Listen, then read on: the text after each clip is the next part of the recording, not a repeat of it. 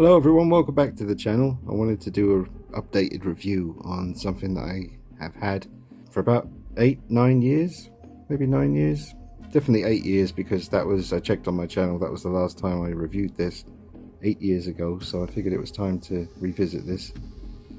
It's such an amazing piece. It's the Sideshow Collectibles 1/1 scale Endoskull from Terminator 2. Apparently it's made from the same molds as they used to create the Endoskulls in the movie Terminator 2 Judgment Day. And you can see when you look at it, it's just dead on accurate. There are quite a few Endoskulls life-size out there from different companies, but this is definitely the best one. It's the most accurate one. It's very expensive. I just had a look on eBay to see how many were going on there, and there was 2 that I could see. One from Japan and another one from somewhere else in the world. But for no less than 640, 650, that was about the price of the ones that were on there. I got this back, all those years ago from a place called Secret Compass in America, and they let me pay it off in installments. So that was very helpful, because otherwise it would have been out of reach. It's a very expensive piece, and it's just the one to own. It's, if you're going to have one Terminator collectible, this is, I think, the one to have. Now, the thing I've noticed as well, on even the Sideshow 1/1 scale full endoskeletons, the head is never as accurate and as detailed as this. It's like, because they're doing just from the videos I've seen on YouTube of all the collectors out there who are lucky enough to own one of the full endoskeletons, I've just noticed that for some reason the heads are not quite as on point as this. Maybe that's because they have to, spend all that time making sure the full endoskeleton is looking good. Maybe that, doesn't afford them quite as much time to scrutinize the details of the head itself. Whereas this, that's exactly what this is. Now, it's too heavy for the rotating base to actually turn with this on there, so I can do it by hand. I'll just turn it a little bit there. And the teeth are really well done. There's even the gap in the 2 front teeth, just like Arnie has in the film. And the eyes do light up, and when you switch them off, they fade out slowly, which is a very cool effect. And it's basically like a big mirror, so you can see me waving. So it's a tricky one to film and to photograph because of the reflective nature of this thing, but it's just incredibly accurate and just amazing. It's so heavy as well. It's chrome plated, so it weighs a ton. It's literally so bloody heavy. It's just, I always get nervous when I have to move it anywhere, because I just have to hold both hands underneath, or one hand underneath and one hand somewhere up here, just holding it steady. It's just so heavy and so tough feeling. It feels like the real thing, like a severed Terminator head, and you can just kind of put your fist to it and imagine if you didn't know that underneath the skin this was there, and you went to punch a Terminator, your hand would be done. Like, it's solid, it's heavy, it's solid. I think this would look amazing, kind of just soldered onto a or whatever the word would be, onto the front of a muscle car, like a Mustang or a Camaro or something, just like just on the front bonnet.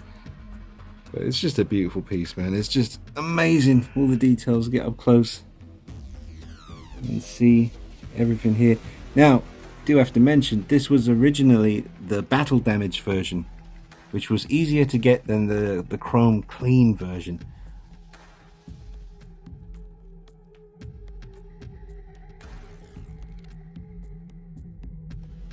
But thanks to a very helpful video years ago on YouTube from Robots Online, who basically done a little tutorial on how to clean this yourself, you really had to use some elbow grease.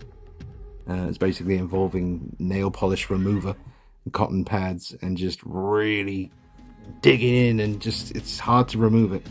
But I got it all done. Almost all of it anyway. It's looking super clean. I do need to give it a really thorough cleaning though. I did go over it with just a nice white little t-shirt, just a nice smooth material, and just gave it a little spruce. Let's check out these eyes. There's a gap in the teeth. turn off the eye so you can see the effect. You can see it fade out. Yeah, love the way it does that. And I was keeping it in the bedroom because it just wasn't really getting its fair kind of display area in here. It's not really getting the love it deserves, so I put it in the bedroom in a very nice spot where it's getting, you know, the appreciation, the space it deserves. But it's absolutely incredible. I mean, it's a 10 out of 10, an absolutely 10 out of 10 piece. But it was a lot of work getting all the battle damage off. And when I say battle damage, it's really just this kind of effect they did, like maybe with an airbrush, just this kind of soot, kind of blackish kind of specks everywhere. I mean, you can see that on YouTube if you look up Sideshow 1/1 scale Endoskull battle damage. I'm sure you'll find plenty of videos. It's been a while since I looked, other than when I just looked to see when the last time I did a video on this myself was, and it said it was 8 years ago. I couldn't find anything more recent. I might have included it in a top 10 or top 20 collectibles video. I'm sure I filmed it recently for something. But anyway, oh, and you can remove the chip. It's a magnet, so it should all come out in one go. There we go. And there's the chip. It's all magnetized. So you could keep the chip displayed here and then just put the cap back on. That works. But I like to keep the chip in there.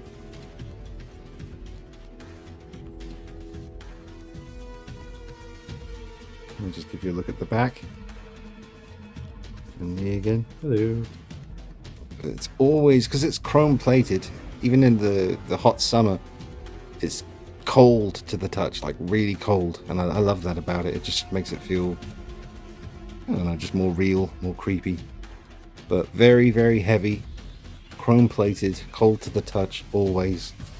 And just extremely cool thing to have. And I would never sell this. I don't care what happens, this would be one of the things that always stays with me. Every time I watch Terminator 2 and you get that shot with the opening credits and the slow zoom in on the endoskeleton's face, I mean, this is that face. You know, a lot of these other companies doing this, they don't always get that exact kind of sneering grin that the Endoskull has. It's hard to describe, but this is definitely 100% that.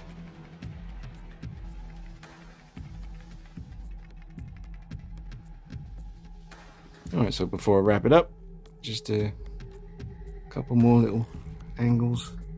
I like the way in there is so detailed and darker, just like it should be. Beautiful. Just appreciate all that. It's amazing.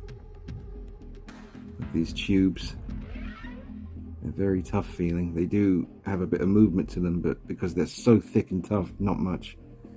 There's the pistons, the nameplate there for Terminator 2 Judgment Day. One of the best films ever made.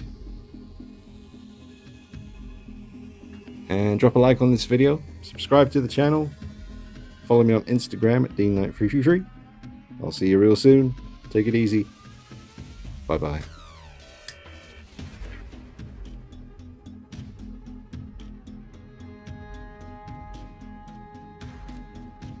Now hang on a minute before we go. We've got to try the Halloween mask from 2018 on the Endoskull.